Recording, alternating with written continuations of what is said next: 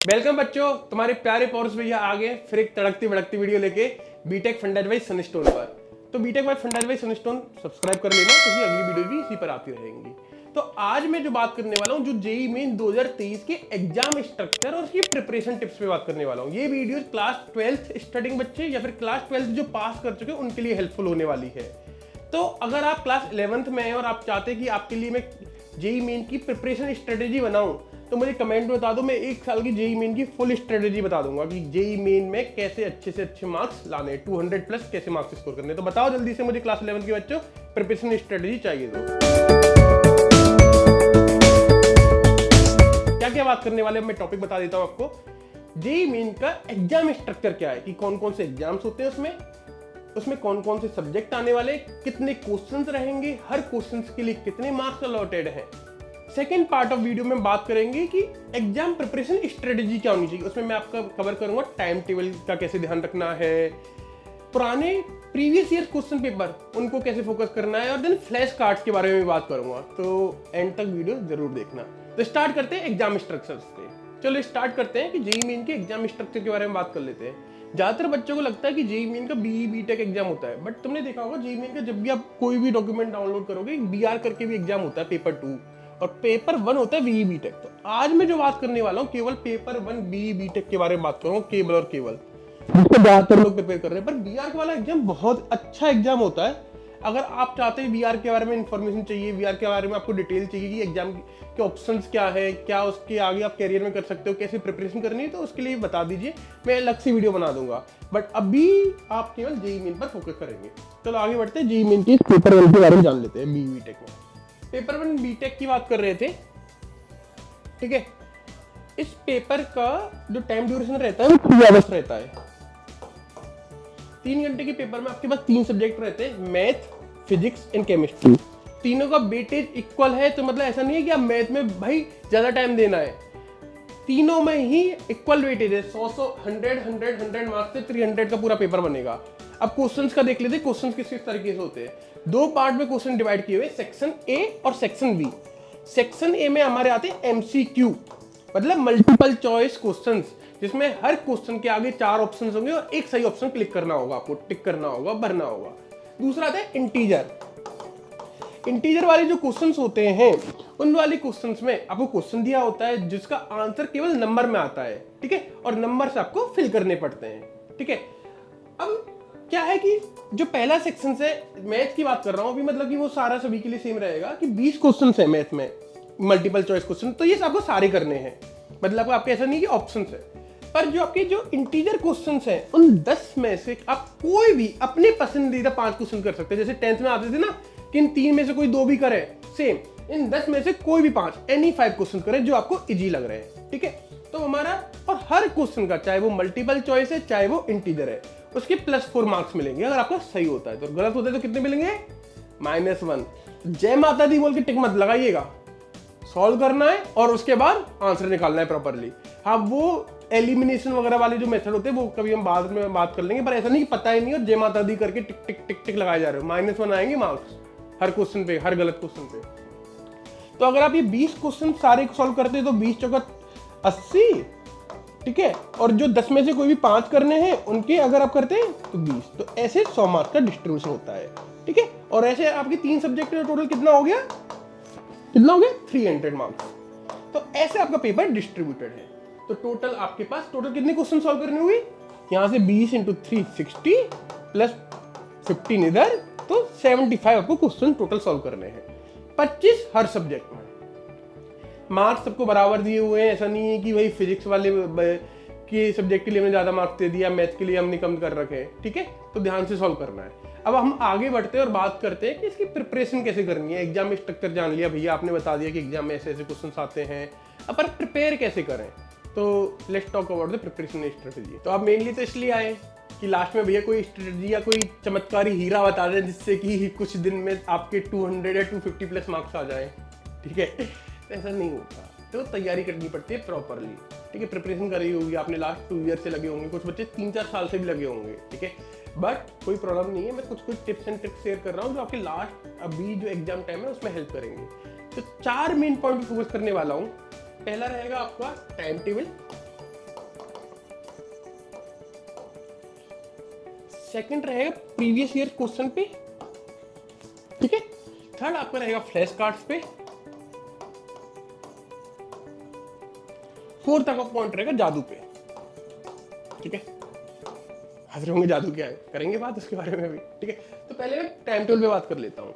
तो आपको next 12-15 days जब भी आप वीडियो देख रहे हैं ना, उस दिन से आज से स्टार्ट होगी टाइम टेबल बना लो फुल एनर्जी में जाके कि यार टाइम टेबल मेरा कितने बजे उठना है, हर टाइम पे हर आवर का स्लॉट टाइम फिक्स होना चाहिए कि कल मुझे 8 बजे उठना है, 8 से 9 बजे ये काम करना है, 9 से 10 बजे ये सब्जेक्ट पढ़ना है, 10 से 11 ये सब्जेक्ट पढ़ना है, 11 से 12 ये सब्जेक्ट पढ़ना है। तो टाइम टेबल में पहली चीज क्या हुई, स्लॉटिंग। स्लॉट डिवाइड कर दो, ठीक है। स्लॉटिंग आपने डिवाइड करी 8 AM to 9 AM 10 AM, ये आपने हर टाइम को स्लॉट दिया, ठीक है। जैसे 8 AM to 9 AM मैंने मैथ कर दिया, ठीक है। फिर आप धीरे धीरे धीरे जैसे आपने पूरे स्लॉट भर लिए और पूरे डेट तक भर लिए। अब सेकंड चीज जो सबसे इंपॉर्टेंट टाइम टेबल बनाने से ज्यादा इंपॉर्टेंट है अकाउंटेबिलिटी, कि जो मैंने कल का जो 8 AM 9 AM जो आज मैंने 8 AM 9 AM ले रखा था, क्या मैंने उस टाइम पे वो सब्जेक्ट पढ़ा या नहीं पढ़ा? नहीं पढ़ा तो क्यों नहीं पढ़ा? आपको ये ऐसे डेली के शाम को ऐसे टिक्का मार्क करने हैं, और ये नहीं हुआ तो क्यों नहीं हुआ, अपने आप से पूछना है क्यों नहीं किया भैया मैंने ये लास्ट 10 या 15 दिन में मैं अपने आप को क्यों बेवकूफ बना रहा हूँ, क्यों कहाँ टाइम वेस्ट कर रहा हूँ मैं? ये अकाउंटेबिलिटी होनी चाहिए, नहीं तो कल भी आप वही टाइम वेस्ट करोगे। अगर आपने शाम को रिवाइज नहीं किया, नहीं देखा कि मैंने इस टाइम पे क्या कहाँ गलती करी, तो आप फिर अपने आप को बेवकूफ बना रहे होंगे। शाम को अकाउंटेबिलिटी रखनी, थोड़ा सा स्ट्रिक्टली बोल रहा हूँ, अगर टाइम टेबल में अकाउंटेबिलिटी नहीं ला रही तो टाइम टेबल बनाने की जरूरत भी नहीं है। अकाउंटेबिलिटी लाना जरूरी है और ये देखना जरूरी है कहाँ मैंने इस टाइम पे नहीं किया। समझ में आई बात, कान में जा रही है बात, ठीक है। तीसरा पॉइंट, अकाउंटेबिलिटी के बाद ये चीज याद रखनी है कि मैंने अपना बैकलॉग तो क्रिएट नहीं कर रहा हूं। जैसे इस स्लॉट में मैंने काम नहीं किया, इसमें था फिजिक्स का लेट्स से कोई चैप्टर R1, ठीक है, जो आपको पढ़ना था। अब आपने यहाँ पे था कोई और लेट्स से मैथ, तो ऐसा मत करना कि जो 5 PM वाला स्लॉट अगर मेरा मिस हो गया तो 6 PM वाले स्लॉट में मैं फिजिक्स R1 पढ़ रहा हूँ ना, तो ऐसे आपके सिर पे प्रेशर बढ़ने लग जाएगा। फिजिक्स R1 भी बैकलॉग में जा रहा है, फिर ये जो मैथ का है वो मैथ का M1 भी बैकलॉग में जा रहा है, हर चीज बैकलॉग में आती है। केवल फिजिक्स R1 को अभी काट दो उस टाइम के लिए, और जो आपका 6 PM का स्लॉट है वो मैथ के लिए ही दो, ठीक है, जिससे कि फिजिक्स R1 को आप अगले दिन कवर कर पाओ। तो ये 3 चीजों का ध्यान रखना है कि स्लॉट्स बनाओ, अकाउंटेबिलिटी रखो, बैकलॉग मत क्रिएट होने दो, ठीक है।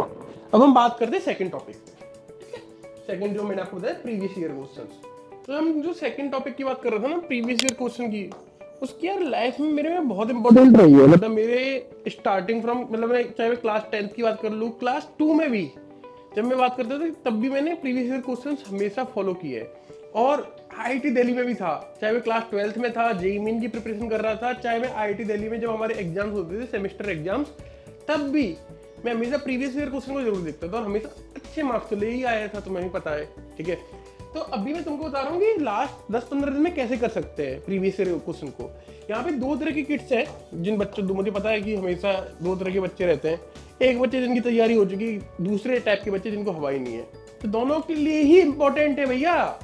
तो पहली बात करते हैं जिनकी तैयारी है, तो उनको कैसे करना है, उनको प्रीवियस ईयर क्वेश्चन को 3 आवर्स के प्रॉपरली टाइम स्लॉट में बैठना है कि मैं 9 to 12 प्रॉपरली ये एग्जाम करूंगा प्रॉपर। जैसे कि आप JEE मेन के एग्जाम में बैठे हो, घड़ी अगर आप खोलकर सामने रखते हो तो घड़ी सामने रखोगे, ग्लास का रखोगे और प्रॉपरली उस टेस्ट पेपर को एग्जाम की तरह करोगे। और OMR भी तो OMR भी फिल करने के ट्राई करो। अभी तो कहाँ से अरेंज करोगे बाद में बात कर लेंगे, पर प्रॉपरली एग्जाम की तरह देना है 9 to 12। बिल्कुल नहीं उठना है, चाहे मम्मी बुलाए सब्जी लाने के लिए या मम्मी बोले कुछ भी, पापा कुछ भी बोले, ठीक है, पर बिल्कुल नहीं उठना है। स्लॉट में बिल्कुल कुंडी लगा लेनी है, ठीक है। फिर उसका सेकंड स्टेप आएगा, अच्छे बच्चों की बात करो जिन्होंने तैयारी कर रखी है, वो उसको एनालिसिस करें। जैसे मैंने टाइम टेबल में बताया ना कि अकाउंटेबिलिटी, ऐसे यहाँ पे एनालिसिस के बिना प्रीवियस ईयर क्वेश्चन करना बिल्कुल 0% कामयाबी नहीं है, ठीक है। तो एनालिसिस करो, क्या करो कि कहाँ गलती रही, कहाँ इंप्रूव करना है, तभी तो मजा आएगा, तभी तो बेटर कर पाओगे, ठीक है। तो आप मतलब अगर आपके पास देखो, अगर आपके पास 10 से 12 दिन है तो आप 10 ईयर्स के क्वेश्चन सॉल्व कर सकते हो, तो नहीं तो 3-4 साल की भी सॉल्व कर लोगे ना, तो इनफ है आपके लिए, ठीक है। अब बात करते हैं हम मेरे होनहार बच्चे जिनको हवाई नहीं है सिलेबस की, उनको पता ही नहीं है भैया क्या करना है। तुम तो वीडियो देख रहे हैं, यूट्यूब चल रहा है भैया, मस्त आपकी आवाज सुन रहे हैं यार, तुम तैयारी कर लो, लास्ट टाइम में कुछ मार्क्स आ जाए, ऐसा है कि तुम्हारे लिए थोड़ा सा अप्रैल के लिए बोनस हो जाएगा अगर इसमें कुछ अच्छा कर पाओगे तो आप लोगों को क्या करना है, जेईई मेन का क्वेश्चन पेपर उठाना है और आंसर की उठानी है। आंसर की अभी नहीं देखनी, जेईई मेन का पेपर देख लो एक बार, सॉल्व कर लो। अब सॉल्व तो तुम कर नहीं पाओगे, 1 घंटे में, आधा घंटे में खत्म हो जाएगा पेपर, क्वेश्चन सारे पढ़ लोगे, आंसर में कुछ जय माता दी बोलना नहीं है, बताया था -1 मिलेगा नहीं तो क्या करोगे, उन क्वेश्चन को ना आप उसके सॉल्यूशन देखोगे कि इस क्वेश्चन को कैसे सॉल्व किया हुआ है और उसको एकदम याद कर लोगे, ऐसा सॉल्यूशन है। तो जब आपने सॉल्यूशन को याद किया ना, तो जेईई मेन में जब क्वेश्चन बनेगा ना तो वैल्यूज को चेंज कर देता है, तो सेम क्वेश्चन जब वैल्यू चेंज करके आएगा तो आप उसको सॉल्व कर पाओगे। तो मैं रट्टा मारने कह रहा हूं, पर आंसर की रट्टा नहीं, सॉल्यूशन का रट्टा मारो, जिससे कि अगर वैल्यू चेंज करें तो सॉल्यूशन में भी आप वैल्यू चेंज करके उस आंसर को ला पाओ। तो लास्ट 10 दिन में आपके लिए काम कर जाएगा, 10 से 15 दिन में, ठीक है। तो ये प्रीवियस ईयर क्वेश्चन मैं यहाँ पे बोल रहा हूँ, इनको आप अपना अभी से अगर आप इंपॉर्टेंस समझ जाएंगे तो लाइफ में बहुत हेल्प करेगा। अभी तो 12th है आपके, हमेशा काम करते हैं ये उस तरह के हैं कि लाइक कि यार इनकी चीज़ों पे रिवाइज होती रहती है चीज़ें, ठीक है। अब मैं तीसरे पॉइंट पे बात करता हूँ, फ्लैश कार्ड्स। तो हम बात करते हैं फ्लैश कार्ड। फ्लैश कार्ड मतलब वो तुम्हारे फर्रे होते हैं ना, जो बचपन में शॉर्ट नोट्स और वो करते हैं कि बनाए होंगे, पूरे चैप्टर को एक छोटे से पेज में तुमने कंसाइज कर दिया, तो वो बड़े इंपॉर्टेंट रहते हैं। मैंने अपने टाइम पे क्या करता था, पूरे चैप्टर को एक छोटे से पेज में कंसाइज कर लिया, जो इसके इंपॉर्टेंट क्वेश्चंस हो गए, इंपॉर्टेंट उसकी लाइंस हो गए, इन सबको एक जगह कंसाइज करना एक फ्लैश कार्ड बोल रहा हूँ मैं, ठीक है। अब भी लास्ट टाइम पे ये ध्यान रखना है कि जो तुम कंटेंट पढ़ रहे हो और जो तुम्हें रिलेवेंट लग रहा है ना, उसके तुम एक शॉर्ट नोट जरूर बनाते जाओ। ऐसा ना करो पढ़ते जा रहे हो उड़ाते जा रहे हो, पढ़ते जा रहे हो उड़ाते जा रहे हो, उड़ाते जा मतलब पढ़ा एक कान से पढ़ रहे हो और निकल रहा है, ऐसा नहीं करना। तो आप जो पढ़ा या फिर आपने जो प्रीवियस ईयर क्वेश्चन को जो भी एक पेज में इंपॉर्टेंट डाल दिया, जिससे कि आप बाद में आपको लास्ट जब 2-3 दिन बचेंगे ना, तो तुम उनको एक बार रिवाइज कर सकते हो जल्दी जल्दी। काफी इंपॉर्टेंट रोल प्ले करता है कि एटलीस्ट जो पढ़ा है वो तो तुम्हारे पास रिटेन हो, ठीक है। फ्लैश कार्ड एक्चुअली काफी बड़ा टॉपिक है, उसके बारे में मैं बहुत रिलेवेंट और लंबी डिटेल में बात करूँ, कैसे बनाने होते हैं, अपने फ्लैश कार्ड दिखाऊंगा अभी, पर बाद में बात करते हैं, अभी छोड़ देते हैं इस वाले टॉपिक को, ठीक है। अब बात करता हूँ मैं लास्ट जादू पर। तो हम जादू की बात कर रहे थे, तो जादू क्या है, नो सोशल मीडिया। भाई मैं अपने टाइम को ना बड़ा लकी मानता हूँ कि उस टाइम पे कोई सोशल मीडिया का डिस्ट्रैक्शन नहीं था। 2012-13 में अच्छे से फोकस होकर हमने पढ़ाई कर ली थी विदाउट एनी डिस्ट्रैक्शन, ना कोई इन्फ्लुएंसर थे, ना कोई ऐसे इंस्टाग्राम वगैरह था, और एक हम भी थे भले मानस थे कि हमने एक डिब्बा वाला फोन यूज करते थे। एंड्रॉइड आता था उस टाइम पर, ले नहीं रखा था, विदाउट डिस्ट्रैक्शन चले गए, अच्छी जगह पहुंच गए। अब वहाँ पे आराम से एंजॉय करते हैं, इन्फ्लुएंसर्स के साथ आराम से उनकी काफ़ी वीडियो देखते हैं, इंस्टाग्राम भी अच्छे से यूज करते हैं, ठीक है। आप लोग भी कुछ टाइम के लिए सारा डिस्ट्रैक्शन साइड में हटा दो, एक डिब्बे वाला फोन यूज करो अच्छे से, ध्यान से, विदाउट एनी डिस्ट्रैक्शन। क्योंकि यार आप देखोगे यार, आपके इन्फ्लुएंसर कहीं भाग के तो चली नहीं जाएंगी, उनकी सारी वीडियोज रहेंगी, 3 महीने 4 महीने बाद देख लेना ना, उनकी लाइफ में कुछ फर्क आएगा आपके जाने से कि इनका एक व्यूज कम हो जाएगा, ठीक है। पर आपकी लाइफ में काफी बड़ा चेंज आ जाएगा ना, कि आप अगर इस डिस्ट्रैक्शन से बच के एक अच्छी कॉलेज में चले गए तो आपकी लाइफ अच्छी हो जाएगी। तो इस डिस्ट्रैक्शन को अवॉइड करो। और मैं बता रहा हूँ कि आप जब आप 5-6 साल या 2-3 साल बाद भी लुक बैक करोगे कि यार मैंने उस टाइम फोन रख दिया था, डिस्ट्रैक्शन से दूर था, अपने आप को थैंकफुल होगे, ठीक है। तो हाथ जोड़ के विनम्र निवेदन है कि भाई ये डिस्ट्रैक्शन को दूर कर, ठीक है। तो वीडियो आज की यहीं पे खत्म करता हूँ। आज की वीडियो में मैंने कवर किया आपका एग्जाम स्ट्रक्चर क्या रहेगा, एग्जाम में कौन कौन से सब्जेक्ट है, फिजिक्स, केमिस्ट्री, मैथ। हर एग्जाम फिजिक्स 100 का 100 मार्क्स का होता है, 300 मार्क्स पे कवर होते हैं। फिर मैंने कितने क्वेश्चन आते हैं, टोटल 75 क्वेश्चन रहते हैं, हर क्वेश्चन +4 मार्क्स का रहता है, -1 नेगेटिव मार्किंग रहती है, तुक्का लगाना नहीं है, मतलब जय माता दी बोल के नहीं डालना, अच्छे से सोल्व करना, आंसर निकालना है। प्रिपरेशन स्ट्रेटजी पे मैंने टाइम टेबल पे बात करी आपसे कि टाइम टेबल कैसे बनाना है, टाइम टेबल में आपको स्लॉटिंग करनी है, फिर अकाउंटेबिलिटी करनी है कि अकाउंटेबल हो, फिर देन आपको बैकलॉग क्रिएट नहीं करना है। Second, previous year question solve करने हैं। फिर फ्लैश कार्ड्स की बात की थी कि फ्लैश कार्ड को कैसे यूज करना है, और लास्ट में भैया सोशल मीडिया से बाय बाय टाटा।